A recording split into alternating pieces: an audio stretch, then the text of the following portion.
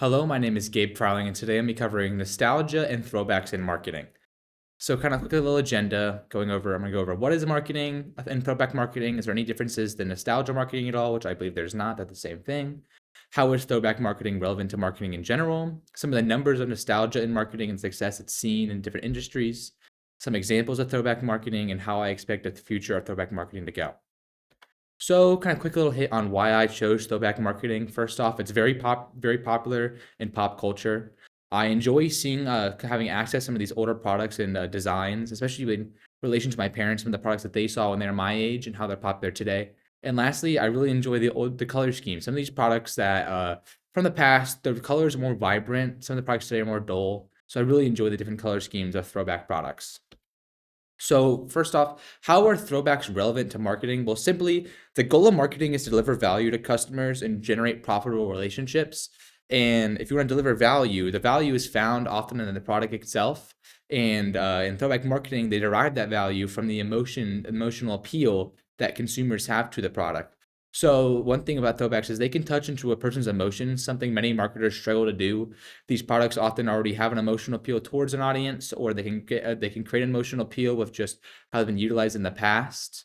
And they can drive social factors such as word of mouth influence, opinion leaders, or just user generated marketing. Often, these throwback successful marketing campaigns that utilize throwbacks or nostalgia, consumers will share these products online, show reviews of them, things like that, and user generated content is just it's free advertising, it's free marketing, and it spirals and spirals and spirals. And this is very popular in throwback marketing, so that's why it's very relevant to marketing in general. And lastly, I'll hit on this later, but it can reach throwback marketing can reach a large audience with a multi-generational appeal, which is very important to marketers today as audiences are becoming more and more niche and more spread out. Throwback marketing can kind of bring people together a connection and hit a large multi-generational appeal. So, simply, what is throwback marketing? Throwback marketing is a strategy that channels elements from the past to evoke certain feelings from the customer base. Simply, it brings products from the past, modernizes them in some ways for the future or in the modern day to day, and does this in multiple different ways. But there's four key elements of throwback marketing that make it so what throwback marketing is. First off, it evokes connection, comfort, or nostalgic feelings for an audience. These nostalgic feelings can be a large variety of things from bittersweetness to comfort, as in associated product that you brought from the past, or there's multiple different emotions that it channels in a consumer. That's so they have an emotional appeal towards the product. And maybe that's why it's been very successful. Secondly, and most importantly, it revives a product from the past or utilizes retro aesthetics. This is kind of the guideline for what throwback marketing is. Either revives a product from the past, a product that maybe been discontinued or is no longer produced, brings it back for modern day, or it utilizes retro aesthetics in the packaging so that it's themed for for the modern day with things from the past. And thirdly, the product or service that is marketed is a short-term offering or a limited time offer. These are not things that companies are bringing on for a long period of time. They are short, kind of quick campaigns that feature a retro product or retro packaging from the past, but it's a limited time campaign. It's not something they're adding onto their full-time product marketing or even just a long-term campaign for multiple years. And lastly, this marketing technique, it's one of the most important parts is that it allows for sharing online. Social media campaigns and promoting these throwback marketing have been very successful. As a key element of what throwback marketing is they can be shared online in today's digital age, whether it be through a hashtag this or that campaign where people can post a product with the hashtag, or just building up hype online. That is a very key element of what throwback marketing is. Bringing a product from the past and building hype for it online and allowing it to be shared online afterwards. So I kind of mentioned this, but what makes throwback marketing so unique is it can create a multi-generational appeal. It can touch the older generations who miss the simpler times of the past and want to relive their younger years. Often these products they're bought from the past, and people that they've seen these products in their past, and and these items will often catch the eye of the older consumer, whether it be the color schemes from the 90s, the 80s that they lived through back when they were much younger, or just the product itself. I'll hit on some of both of these where they bring back retro products or retro aesthetics. But this product, it can evoke emotions within the consumer base when they see something from their childhood, these sweet feelings of, oh, I remember when I was younger, this or that feelings, and it can drive them to buy this product and also just share the product with people their age because they've seen this product in the past as a part of their childhood or their early age years, and they see it and it makes them it channels feelings from that older audience, so they feel more inclined to go buy the product. And secondly, it can also connect to younger generations to a past they've never experienced but want to be involved or they enjoy the designs of the past. One part of this is in a technologically advanced world. Younger generations have access to the internet, understands how things have changed over time. There's many products that they've seen in documentaries and things that have been utilized from the past that can no longer be utilized today. And younger audiences like my age want to see those things. So when these products are brought back in retro campaigns, we want to feel included. So often with like the vibrant colors, things like that, younger audiences are compelled to go find the product, try it out, post it online, share it with their friends, things like that, because people enjoy these younger products. So one very key part of throwback marketing is it creates a multi-generational appeal that allows them to hit less specific markets in a large market, and that's why they've been so successful. So going on, kind of a simple thing that I'll hit on to make sure to clarify is throwback marketing the same as nostalgic marketing? Simply, yes. They are both our forms of marketing focused on the past, creating appeals on past products or services that connect with the consumers on a personal and emotional level.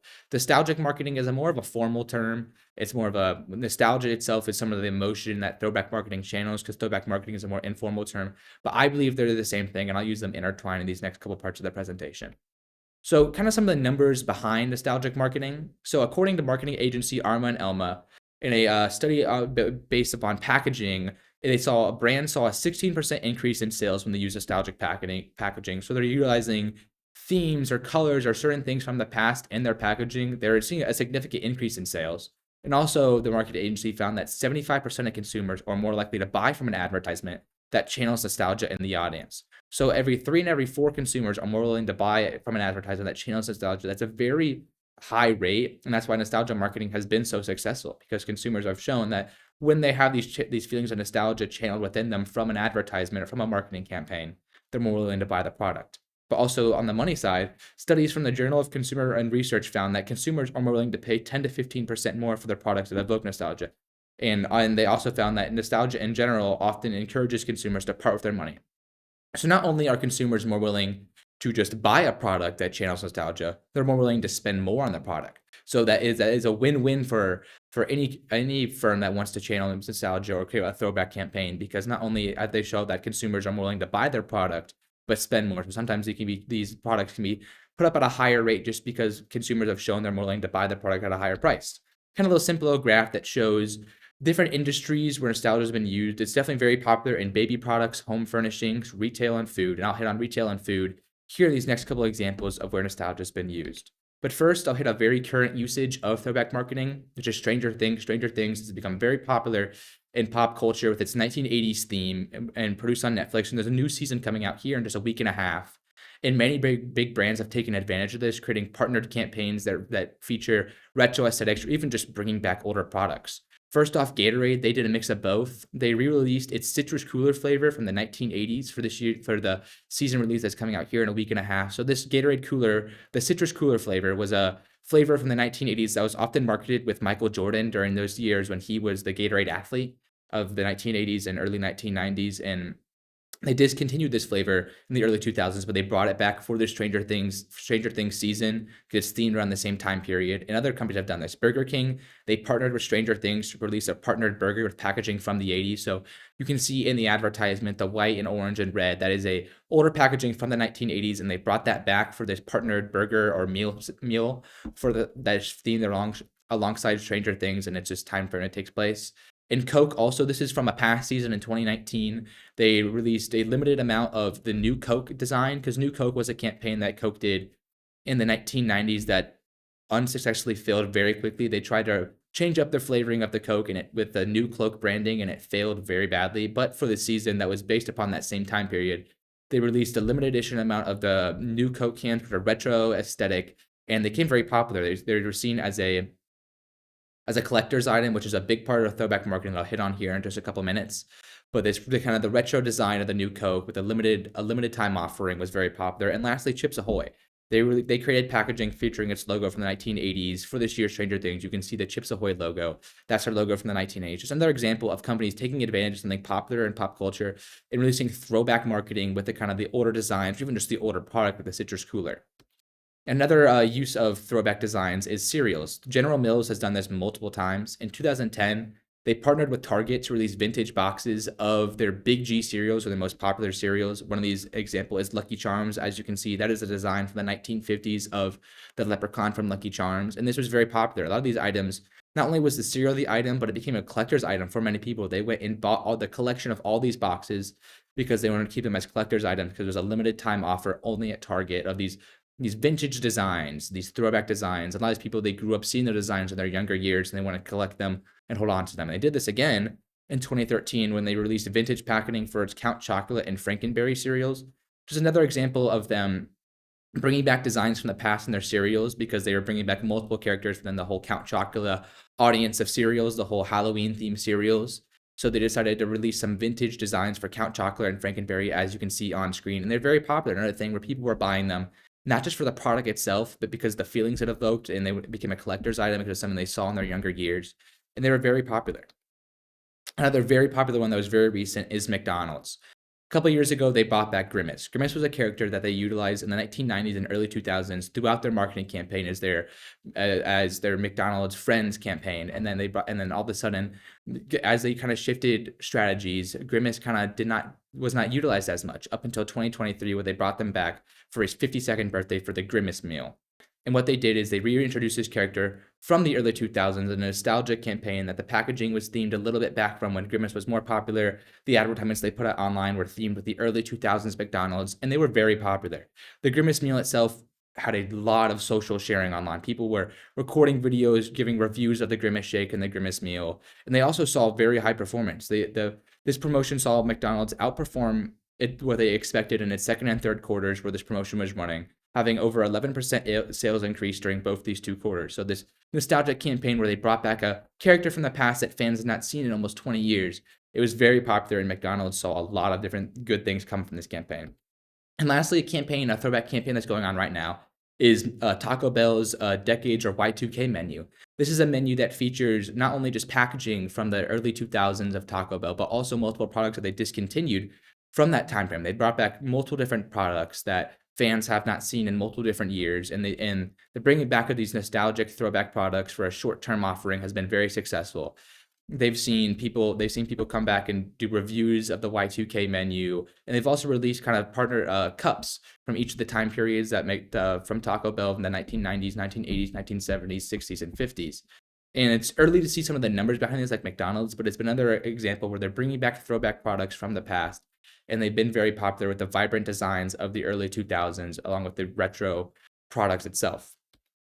As I've shown, there's been high success in using throwback marketing campaigns, or channeling emotions in people, and also just there's its success in general. So what does the success of these products do to consumer behavior in businesses?